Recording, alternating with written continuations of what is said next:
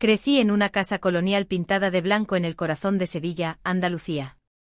Era el tipo de hogar que a los ojos de los demás parecía perfecto. Con su chimenea de ladrillo rojo, su porche envolvente y sus setos cuidadosamente podados, parecía una imagen de postal. Dentro el aire siempre transportaba el aroma a madera pulida y a las rosas de mi madre, que cultivaba en el jardín trasero. Los vecinos admiraban la casa y a menudo decían que mis padres habían construido una vida digna de envidia. Lo que no veían era el desequilibrio dentro de esas paredes, las comparaciones constantes, la jerarquía tácita que definía a mi familia. Mi padre, Ricardo, era un hombre severo de ojos grises que no perdían detalle. Creía en la disciplina, el éxito y las apariencias por encima de todo. Mi madre, Elena, era elegante siempre con perlas, siempre preocupada por cómo nos presentábamos al mundo. Para ella, nuestra reputación importaba más que los sentimientos de cualquiera de sus hijos. Entre ellos dos crearon un sistema donde mis hermanos, Mateo y Sofía, parecían no poder hacer nada mal. Y yo, siendo la menor, se esperaba que siguiera la corriente y los admirara desde las sombras. Mateo era el hijo dorado, la joya de la corona de la familia. Para cuando cumplió 30 años, ya era un exitoso abogado en Madrid, ganando más de 400.000 euros al año. Vestía trajes a medida que parecían costar más que mi alquiler anual entero y se movía con la arrogancia de alguien a quien siempre le habían dicho que era especial. Mi madre se iluminaba al hablar de él durante las cenas, contando sus victorias en los tribunales, como si ella misma hubiera argumentado los casos. Mi padre le daba una palmada en la espalda y decía: «Ese es mi chico», con la voz llena de orgullo. Luego estaba Sofía. Era pulcra, sofisticada, el tipo de mujer que podía entrar en una habitación y captar la atención sin decir una palabra. Como agente inmobiliaria en Málaga, vendía propiedades de lujo con facilidad, y cada reunión familiar se convertía en una exhibición de su nuevo brazalete de diamantes o del último bolso de diseñador que había comprado. «Sofía tiene buen ojo para el éxito», decía mi padre, brindando con su copa de vino. «Se parece a mí». Y luego estaba yo, la ocurrencia tardía, la más joven, con ideas que llamaban tontas, sueños que desestimaban como infantiles y ambiciones que nunca fomentaron. Me etiquetaron como un fracaso antes incluso de que tuviera la oportunidad de demostrar mi valía. Mientras las victorias de Mateo se celebraban con cava y las ventas de Sofía se brindaban en las cenas familiares, mis logros, si es que a alguien le importaba notarlos, eran pasados por alto con una sonrisa condescendiente o un gesto despectivo. Aún recuerdo el día que Mateo me robó una idea y la presentó como propia. Había estado trabajando hasta tarde en un plan para un proyecto de viviendas asequibles, algo que utilizaría materiales sostenibles y un diseño creativo para dar a las familias trabajadoras una oportunidad real de ser propietarias de su hogar. Era el tipo de proyecto que podía cambiar vidas. Se lo compartí un fin de semana, ingenuamente pensando que podría estar orgulloso de mí. Un mes después, durante una de nuestras cenas familiares, se levantó y anunció que a su bufete le había encantado su innovadora idea de vivienda asequible. Mis padres aplaudieron. Sofía se mostró efusiva. Y yo me quedé sentada en silencio con el tenedor a medio camino de mi boca. Cuando señalé la verdad, él sonrió y dijo: «De todas formas, nadie te habría escuchado». Todos rieron como si fuera una broma inofensiva. Sofía no era mucho mejor. Tenía la costumbre de hojear mis cuadernos, revisar mis bocetos cuando no estaba mirando. Una vez la pillé copiando uno de mis diseños arquitectónicos, una distribución única que maximizaba la luz y el espacio. Meses después presumía de cómo se lo había mostrado a sus clientes y ellos habían quedado impresionados por su creatividad. La confronté, pero ella solo se rió, echando su melena rubia por encima del hombro. «No seas tan dramática», dijo. «Tú no ibas a hacer nada con ello». Lo peor no era solo su traición. Era la forma en que mis padres los defendían siempre. Cuando protesté, mi padre me dijo que era demasiado sensible. Mi madre me dio una palmadita en la mano y dijo: «Tienes que aprender a compartir. Eres la menor, cariño, así que debes estar agradecida de tener hermanos que te guíen». No importaba que no me estuvieran guiando nada. Me estaban robando, menospreciando y destrozando pieza a pieza. Para cuando tenía 20 y tantos años, me había acostumbrado a ser la broma de la familia. En cada cena de Navidad, Sofía se inclinaba por encima de la mesa y me preguntaba cómo iban mis pequeños proyectos. Mateo sonreía y hacía comentarios sobre si finalmente había aprendido a administrar mis finanzas. Mi padre suspiraba con decepción cuando mencionaba mi trabajo freelance. Y mi madre cambiaba de tema como si mi vida ni siquiera valiera la pena discutirla. Pensaban que era alguna soñadora arruinada, que se las arreglaba con lo justo, demasiado terca para admitir que había fracasado en la vida. Lo que ninguno de ellos sabía era cuán profundamente me herían sus palabras. Cada risa, cada comentario despectivo, cada idea robada dejaba cicatrices que llevaba en silencio. Por la noche, cuando me quedaba despierta mirando el techo de mi pequeño apartamento alquilado, repasaba sus palabras en mi cabeza una y otra vez hasta que la vergüenza me quemaba el pecho. Había días en que les creía, que quizás realmente era el fracaso que pensaban que era. Pero el silencio no significa rendición. Incluso mientras se burlaban de mí, algo dentro de mí se negaba a romperse. Aprendí a dejar que su crueldad resbalara sobre mí en público, mientras la usaba en secreto como combustible en privado. Llevaba sus insultos como pesos, pero en lugar de dejar que me aplastaran, los usé para construir fuerza. Pensaban que no tenía nada, pero no tenían idea de lo que estaba creando en secreto en las sombras. Mirando hacia atrás, veo que mi supuesto fracaso era solo un disfraz, una máscara que usaba para que me subestimaran. Y lo hicieron por completo. Se rieron de mí, me ignoraron y me trataron como si no importara. Mientras tanto, estaba plantando semillas que algún día crecerían hasta convertirse en algo tan vasto e innegable que ni siquiera ellos podrían ignorarlo. En aquel momento, sin embargo, todo lo que sentía era el aguijón del rechazo y el pesado silencio de ser invisible en mi propia familia. Cada foto familiar, cada tarjeta navideña, cada recuerdo parecía colocar a Mateo y Sofía en el centro, mientras yo me quedaba en los bordes, emocionalmente recortada incluso cuando estaba físicamente presente. Esa casa en Sevilla, con sus suelos pulidos y sus rosas, no era un hogar para mí. Era un escenario donde interpreté el papel del fracaso tan convincentemente que hasta ellos se lo creyeron. Lo que nunca se dieron cuenta fue que el papel era temporal.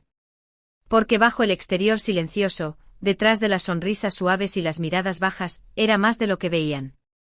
Estaba reuniendo, construyendo, creando. Estaba esperando el día en que la máscara se caería y la supuesta fracasada finalmente revelaría el imperio que nunca imaginaron que podría construir. Y cuando llegara ese día, todo lo que pensaban saber sobre mí y sobre ellos mismos se haría añicos. Ningún miembro de mi familia se molestó jamás en preguntar a dónde iban mis noches de insomnio, o porque siempre parecía desaparecer en largas horas de trabajo freelance. Asumieron que estaba haciendo trabajos de diseño ocasionales, persiguiendo proyectos que nunca pagarían, y sobreviviendo con unas pocas monedas mientras ellos vivían vidas de lujo. Nunca los corregí, les dejé creer que estaba atrapada, les dejé reír. Era más seguro así. Después de que Mateo me robara la idea del proyecto de vivienda y Sofía reclamara mis bocetos como propios, me hice una promesa silenciosa. Nunca más. Nunca les daría otra pieza de mi mente para explotar. Si iba a construir algo, lo construiría en silencio, ladrillo a ladrillo, donde sus ojos arrogantes no pudieran alcanzarlo. Esa oportunidad llegó cuando tenía 26 años. Había reunido los ahorros de años de cada pequeño trabajo que podía encontrar. Diseños de logotipos, bocetos arquitectónicos, trabajos de consultoría que apenas cubrían el alquiler.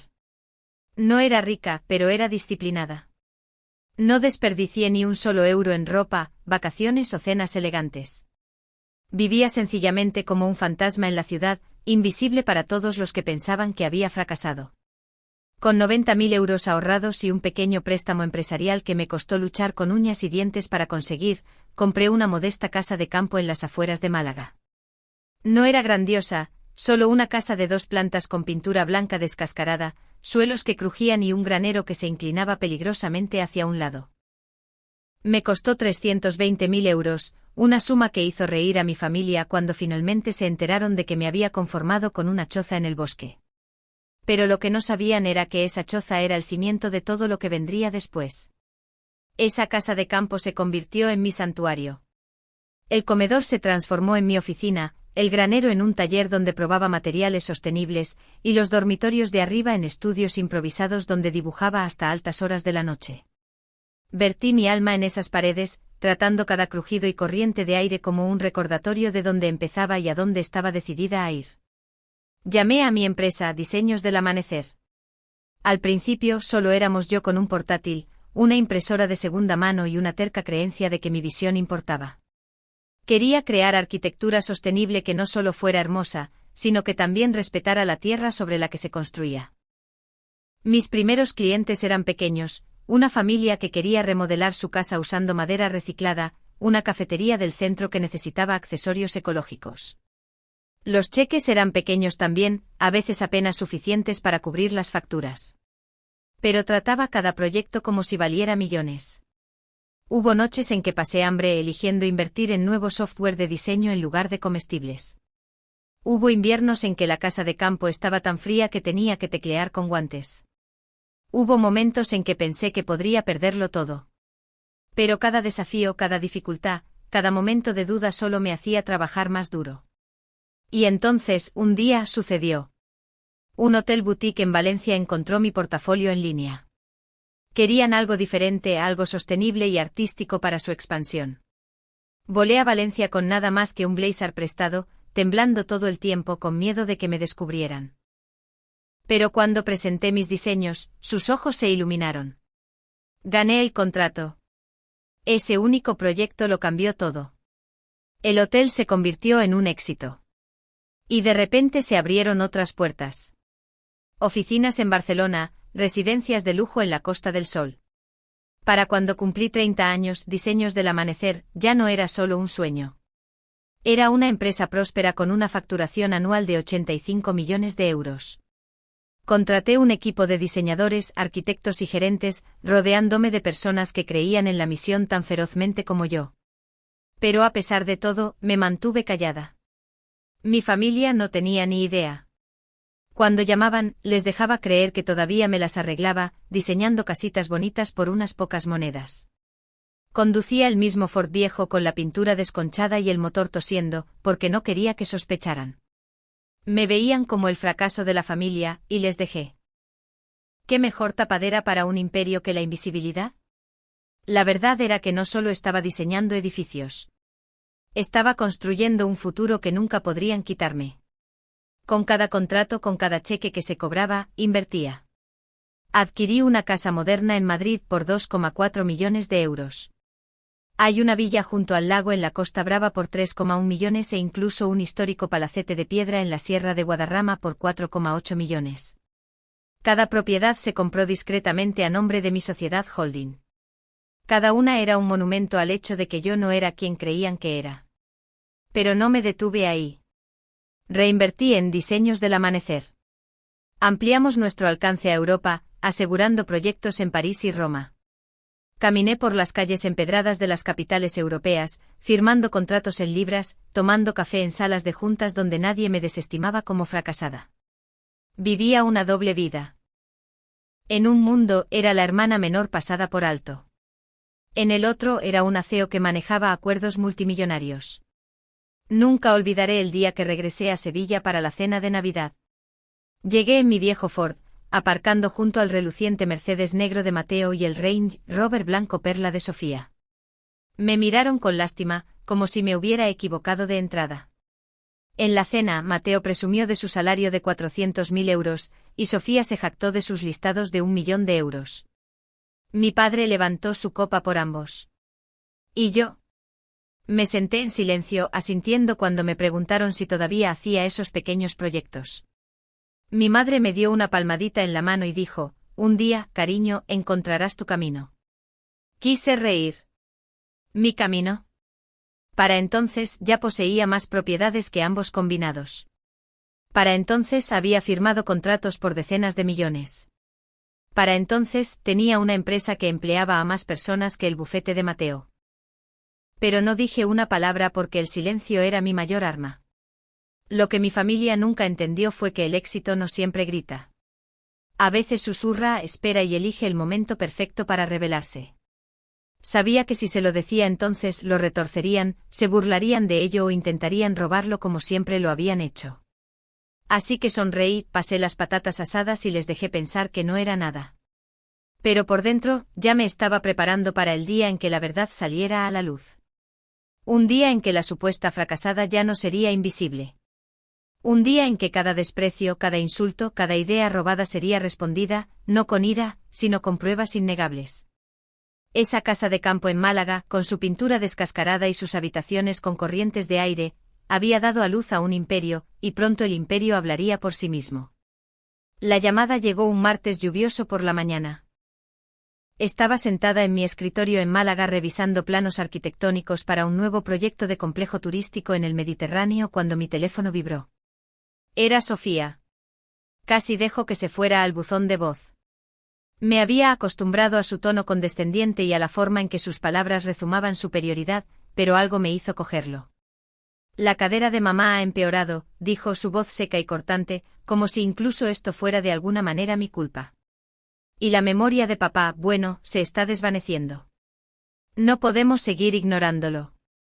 Mateo y yo hemos acordado que es hora de una reunión familiar el sábado en la casa de Sevilla. No preguntó si estaba disponible. Ni siquiera dijo por favor. Simplemente asumió como siempre que adaptaría mi vida a sus planes. Quise decirle que no. Que estaba demasiado ocupada dirigiendo una empresa de la que no tenía idea. Pero en cambio simplemente respondí, estaré allí. La verdad era que había estado esperando este momento. Durante años había sabido que llegaría un día en que la imagen cuidadosamente construida que mi familia tenía de mí chocaría con el imperio que había construido en silencio. Ese día estaba más cerca de lo que podían imaginar. Cuando llegué a Sevilla ese sábado, la casa colonial se veía igual que cuando era niña. La chimenea de ladrillo rojo, el porche envolvente, las rosas que mi madre todavía insistía en cuidar, a pesar de su cadera deteriorada. La vista me provocó una mezcla de emociones, nostalgia, resentimiento y una pesadez casi insoportable en el pecho. Esa casa había sido mi jaula y mi crisol. El lugar donde fui despreciada, ridiculizada y pasada por alto. Mateo ya estaba allí, por supuesto, sentado erguido en el salón, con un traje azul marino a medida que probablemente costaba más que mi primer coche. Me saludó con una sonrisa fina, de esas que no llegan a los ojos. Sorprendida de que pudieras venir, dijo su voz teñida de esa vieja y familiar petulancia. Sofía entró momentos después, su collar de diamantes captando la luz del candelabro, sus tacones haciendo clic sobre el suelo de madera como si fuera la dueña de la casa. Me lanzó una mirada que era parte lástima, parte desprecio, y se sentó junto a Mateo como si fueran cómplices. Nuestros padres ya estaban en la sala. Mi madre Elena parecía cansada, su otrora elegante figura ligeramente encorvada, pero todavía llevaba perlas alrededor del cuello, negándose a renunciar a su dignidad. Mi padre, Ricardo, estaba sentado en silencio en su sillón, su rostro surcado por los años y sus ojos grises nublados por el olvido. Sin embargo, cuando me miró fue la misma mirada de decepción que conocía toda mi vida, la mirada que decía que nunca había estado a la altura. Nos reunimos alrededor de la mesa de centro donde Sofía había arreglado cuidadosamente papeles, folletos y una calculadora. Ella tomó la iniciativa de inmediato, como si hubiera estado ensayando este momento. Mamá y papá necesitan cuidados adecuados, anunció. Hemos visitado residencias y la mejor opción es una vivienda privada en Sevilla. Costará 15.000 euros al mes. Mateo asintió añadiendo, es la única opción si queremos que estén cómodos, pero no será barato. Tendremos que vender esta casa para cubrir los gastos, y todos tendremos que contribuir. Sus ojos se deslizaron hacia mí, deteniéndose deliberadamente. Por supuesto, algunos de nosotros quizás no tengamos mucho que ofrecer. Las palabras me dolieron, aunque no porque fueran ciertas, sino porque él todavía creía que lo eran. Después de todos estos años, después de todos mis sacrificios y logros, mi hermano todavía me veía como la que no podía permitirse sentarse a la mesa. Sofía sonrió cruzando las piernas. Supongo que no puedes aportar mucho, dijo su tono tan afilado como el cristal. No es tu culpa, de verdad. Todos sabemos que nunca has sabido administrar el dinero. Me recosté en mi silla, con las manos dobladas en el regazo, forzando mi rostro a la neutralidad. Por dentro sentía la tormenta que se avecinaba, el peso de años de insultos presionando contra la presa que había construido dentro de mí. Pero todavía no aquí. Necesitaba esperar el momento adecuado. Mi padre se movió en su silla, su voz apenas audible. Siempre ha sido una soñadora, murmuró casi para sí mismo. Nunca práctica. Esas palabras deberían haberme roto como lo hicieron una vez. Pero en cambio sentí una extraña calma instalarse en mí. Porque lo que ninguno de ellos sabía, lo que no podían imaginar de ninguna manera, era que ya había planeado este día. 3 años antes, anticipando que la salud de mis padres algún día declinaría, había comprado una residencia de lujo en Granada. No era una instalación en el sentido tradicional. Era una extensa finca de 20 hectáreas de colinas onduladas, convertida en un hogar de cuidado privado con personal médico de primer nivel, salas de terapia de última generación y una proporción personal paciente que rozaba lo indulgente. Me costó 12 millones de euros adquirirla y renovarla, y era propiedad de mi sociedad holding. La había diseñado yo misma, asegurándome de que cada detalle reflejara dignidad, paz y comodidad. Mientras Mateo escalaba por las escalas corporativas, y Sofía vendía casas que ella misma no podía permitirse. Yo había estado construyendo un refugio, no solo para clientes, no solo para inversores, sino para mis padres. Nunca habían creído en mí, nunca me habían apoyado, pero seguían siendo mis padres. No podía olvidarlo. Así que cuando Mateo se inclinó, su voz rezumando con descendencia, y dijo: necesitaremos saber cuánto puedes aportar, aunque me imagino que no será mucho. Casi me río. En cambio, le sostuve la mirada con calma. No se preocupen por el dinero, dije suavemente. Sofía soltó una risita, negando con la cabeza. Siempre dices cosas así, pero esto no es uno de tus pequeños bocetos o fantasías. Esto es la vida real. Cuesta dinero real. No puedes simplemente fingir. Mi madre suspiró cansada. Cariño, tu hermano y tu hermana solo intentan ayudar. Sabemos que no puedes seguir su ritmo, pero todo ayuda un poco. Podía sentir las palabras presionando al borde de mi lengua. La verdad luchando por liberarse. Durante años la había ocultado, dejándoles creer que no era nada. Pero aquí, en esta habitación, donde me habían despreciado toda mi vida, había llegado el momento. Me incliné, mi voz firme.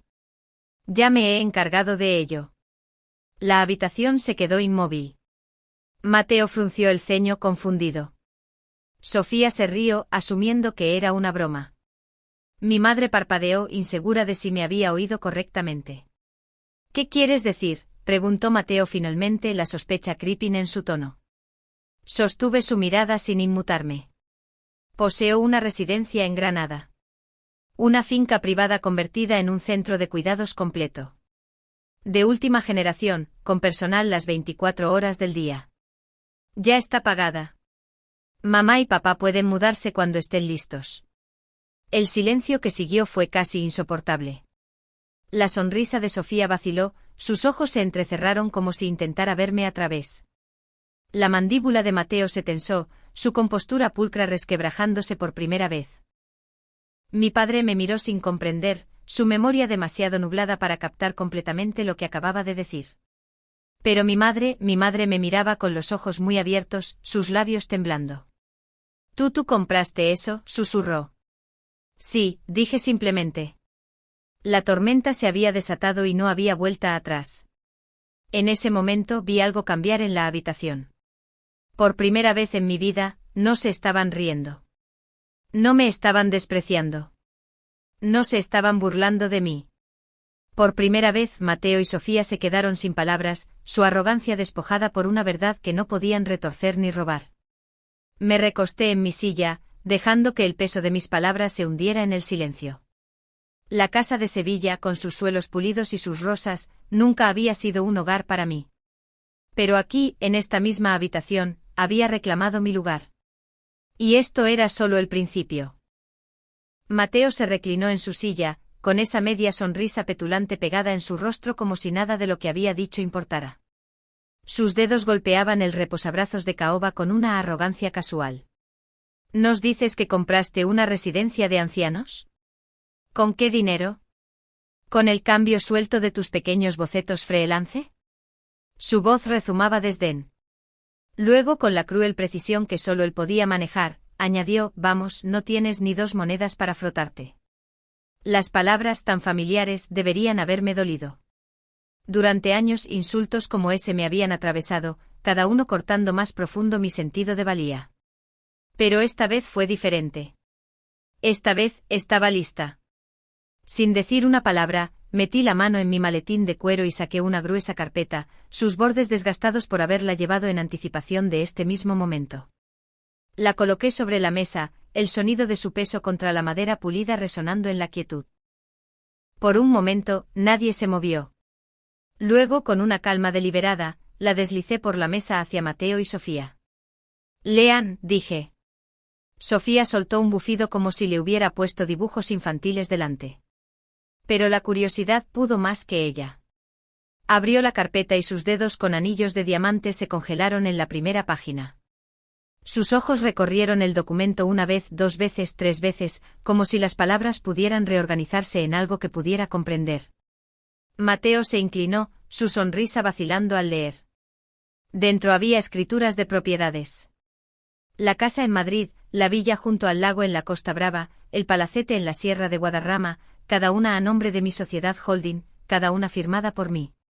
Luego extractos bancarios, saldos que se elevaban a millones. Y luego contratos, listas de clientes e informes de ingresos. Y finalmente la joya de la corona, documentos de la Junta declarándome fundadora y única propietaria de Diseños del Amanecer, una empresa valorada en más de 220 millones de euros. El silencio era delicioso. El aire en ese viejo salón de Sevilla, una vez espeso con su condescendencia, ahora vibraba con incredulidad. Mi madre se inclinó, su collar de perlas temblando contra su pecho. «¿Cómo?», susurró su voz apenas audible. Respiré hondo, estabilizándome. «Todos esos años que me llamaste fracasada. Estaba construyendo algo que no podías robar. Mientras te burlabas de mí, creé una empresa desde cero.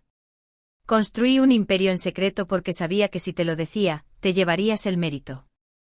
Lo retorcerías o lo descartarías como siempre hiciste». La mandíbula de Mateo se tensó, su rostro pálido con algo que nunca había visto antes. «Incertidumbre. Esto no puede ser real», murmuró, aunque su voz carecía de convicción.